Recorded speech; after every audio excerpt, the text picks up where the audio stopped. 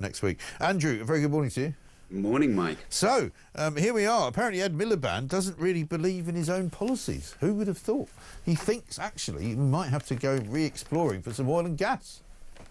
Absolutely, yeah. I think the financial pressure from the Treasury has ultimately told. I think the Chancellor has run out of money, and so they need these new oil fields to start producing to try and get their tax revenues up.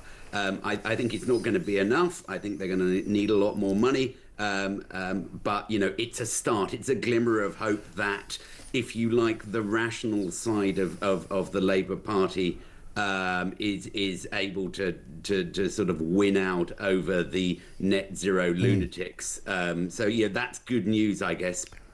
Well, it means that he's also gone round the Supreme Court, who previously blocked the exploration of these two new fields in Scotland, Rosebank and Jackdaw, which meant that they could never actually be explored. So now... Yeah, I think they're going to need some new laws to make sure that does get driven through. I think we will need legislation of some sort. That's my understanding. But that's what Parliament's for, isn't it? Parliament is for getting around the Supreme Court. You know, the Supreme Court shouldn't be making policy. The Supreme Court shouldn't be, you know, forcing us into, you know, sustainable energy, straitjackets just because they think that that's the right thing to do. You know, the bleeding government should be making these laws. Yeah, of course, the Supreme Court interprets the things like the ECHR and the Human Rights Act, if you like, in a very broad way that appeals to, if you like, left-wing activists. We are sort of stuck with the results.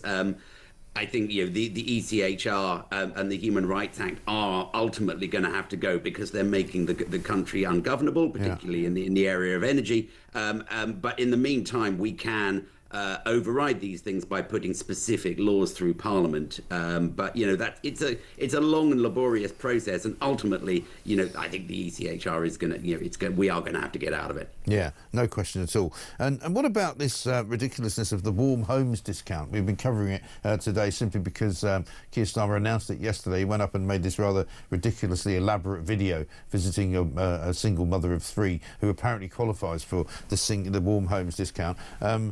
But we've been pointing out, as it was pointed out to us yesterday, that this is not, in fact, the government handing out money to people who can't afford to heat their homes. This is about the government handing out money from us because we'll be paying the difference, right?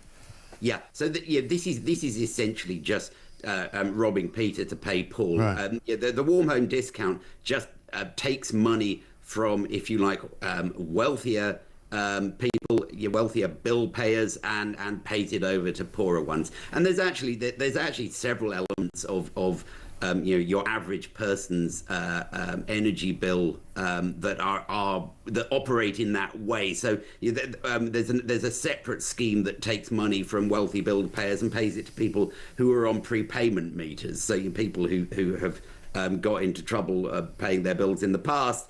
And we subsidise such people, which is economically, you're encouraging people not to pay their electricity bills. Yeah, right. Then you'll get a subsidy. Yeah, it's exactly. a bit bonkers, but that's the way. But it's a subsidy that's paid for by everybody else in the same street that you live in. I mean, it doesn't make any economic sense at all. I mean, it's literally, as you say, it's not just robbing Peter to pay Paul; it's robbing us to pay Paul. Yeah, absolutely. Yeah. And at the end of the day, it's shuffling the deck chairs rather than actually trying to deal with the problem. The problem is that we have a very expensive, very inefficient energy system, and bills are rising inexorably. I mean, the cost of all the green nonsense puts your energy bill up by, 25, maybe as much as £30 a year, every year without fail. And yet we can't go on doing that. Industry can't afford it. Households can't afford it.